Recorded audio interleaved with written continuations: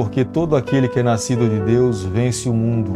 Esta é a vitória que vence o mundo, a nossa fé. 1 João capítulo 5, verso 4. Muito bom dia para você, que Deus te abençoe nessa manhã. É uma alegria mais uma vez podermos juntos começarmos aqui esse dia estudando um capítulo da palavra do Senhor.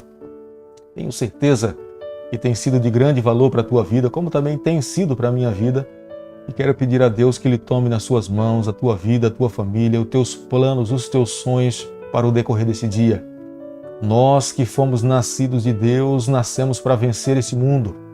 E é necessário viver a cada dia pela fé na pessoa do nosso Salvador Jesus, acreditando e confiando que ali na cruz do Calvário Ele pagou o preço e nós precisamos agora receber os méritos vencidos por Cristo para que nós possamos a cada dia alcançar a vitória.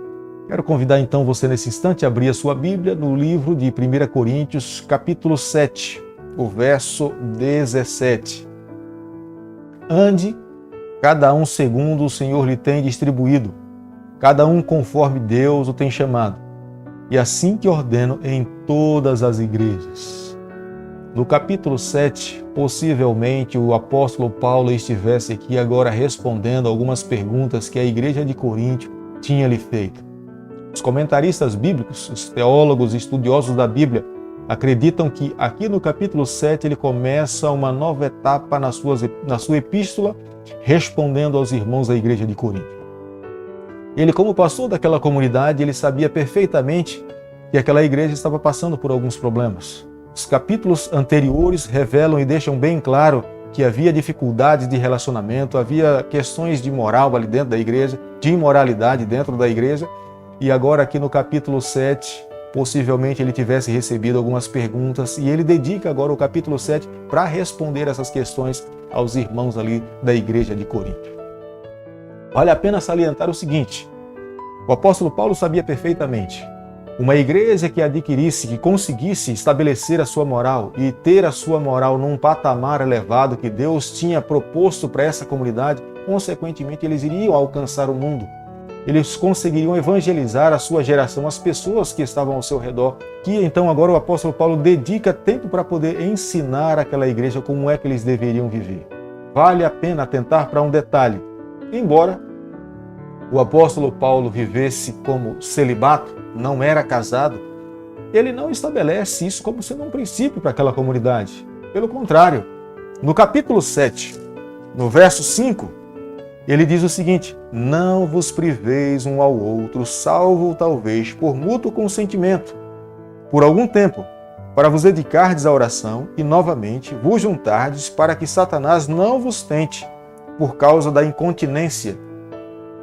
O apóstolo Paulo coloca aqui homem e mulher no mesmo patamar, com o mesmo direito de autoridade dentro do casamento. E ele fala assim: bom, se um de vocês decide dedicar tempo para a oração, que seja por mútuo consentimento. Que ninguém tome uma decisão em orar, mesmo que seja para orar, ou se santificar-se mais a Deus de uma forma isolada.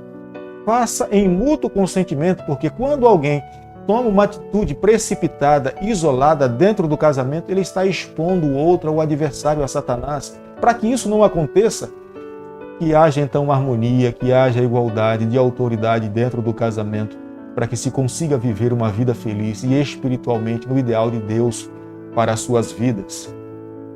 No capítulo anterior, capítulo 6, o verso 16, o apóstolo Paulo ele fala que quando alguém se une a uma prostituta, ele está se tornando um só corpo com ela. Essas orientações nos trazem a entendimento de que nós não podemos sexualmente nos unir a qualquer pessoa. A instituição do matrimônio é uma instituição sagrada, instituída pelo Senhor, portanto, é necessário compreender essas verdades para que nós possamos viver o ideal de Deus nessa terra. O matrimônio não pode, em momento algum, ser banalizado ou ser tratado de qualquer forma, como muitas vezes algum tem feito. O matrimônio precisa ser entendido como sendo, de fato, uma instituição estabelecida por Deus no Jardim do Éden. O sexo dentro do casamento é uma bênção de Deus para uma vida a dois, para marido e mulher. É uma bênção de Deus. O apóstolo Paulo deixa bem claro aqui. Você pode ver que na sua epístola, no capítulo 7, em momento algum, ele está dizendo para que a sua igreja não tem a prática da sexualidade. Pelo contrário, ele está abrindo as portas. Mas isso vale a pena ressaltar que é para uma vida dois dentro do casamento. Jesus também nos deixou orientações com respeito ao casamento. E ele declaradamente condena o adultério no livro de Êxodo, capítulo 20. O 7º mandamento diz claramente: não adulterarás. E o apóstolo Paulo escreve, verso 12, capítulo 7, o verso 12: ao mais digo eu, não o Senhor, se algum irmão tem mulher incrédula e essa consente em morar com ele, não abandone. O apóstolo Paulo estava falando, bom, Jesus Cristo nos trouxe algumas orientações, mas eu estou trazendo aqui algumas questões que ele não tratou, que ele não abordou. Portanto, eu estou aqui agora dizendo, e não o Senhor. E era uma igreja que tinha sido avançada na pregação do Evangelho. E havia muitos cristãos que tinham se convertido, estavam dentro da igreja, e eles tinham trazidos de lá agora a sua família. E muitos deles agora estavam dentro da igreja e estavam em busca de um consentimento de Deus para poder adquirir novas núpcias. E aqui agora o apóstolo Paulo estava trazendo a orientação para a sua igreja, dizendo, olha, vocês não podem fazer isso. Existem apenas duas razões para que possa haver o divórcio, ou morte ou adultério. Sem que haja morte ou adultério, o que tem de vocês fazer é orar, testemunhar para aquele cônjuge que não aceitou a Jesus Cristo. Pedir a Deus e viver uma vida de testemunho e de fidelidade para que aquele que ainda não é cristão possa aceitar a Jesus Cristo. Veja em você uma referência bíblica da pessoa de Jesus Cristo e ele tem o desejo de poder um dia também aceitar a Jesus e viver uma nova vida. Em tempos que a igreja sofria perseguição severa por parte dos inimigos e ela encontrava de fato vários obstáculos, Paulo então agora sentiu necessidade de orientar aquela igreja em cumprir a missão de uma forma desimpedida. O verso 32. Mais uma vez ele não condenou o casamento, mas advertiu o povo sempre a colocar o reino de Deus em primeiro lugar. Um casamento apressado, com certeza, sem a aprovação divina, em vez de ser uma bênção, pode se tornar um fardo para a vida de um casal. Um casal que possui a plena consciência de seus deveres matrimoniais precisa dividir as coisas do Senhor, as responsabilidades, trabalhar para Deus, servir a sua comunidade. Uma pessoa que está desimpedida, consequentemente livre, sem estar casada, solteira, terá muito mais condições de oferecer, de trabalhar para Deus do que aquele que tem o compromisso do casamento. Nós precisamos observar as declarações do apóstolo Paulo à luz da palavra de Deus. Quando nós olhamos no Antigo Testamento, nós conseguimos observar que Deus estabeleceu o santo casamento, o santo matrimônio. Deus instituiu o santo matrimônio. Foi Deus que criou o homem, que criou a mulher. As mesmas mãos que criou o homem e criou a mulher foram as mãos que se estenderam sobre o primeiro casal e os abençoou para que eles pudessem viver uma vida feliz. O apóstolo Paulo, em momento algum, ele está aqui dizendo que o casamento não é sagrado, que o casamento não é uma bênção para uma vida de um homem e de uma mulher. Pelo contrário, ele aqui está afirmando, ele está declarando que de fato é uma bênção, embora ele tenha optado em viver uma vida solteira.